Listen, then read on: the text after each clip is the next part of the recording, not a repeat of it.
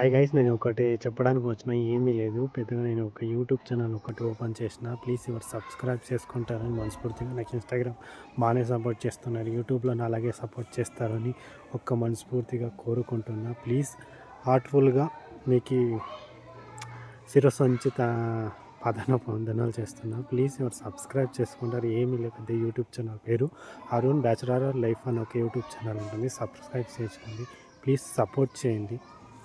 తెలుసు నేను ఎలా అని, కొంచెం సపోర్ట్ చేయండి ప్లీజ్ గాయ్స్.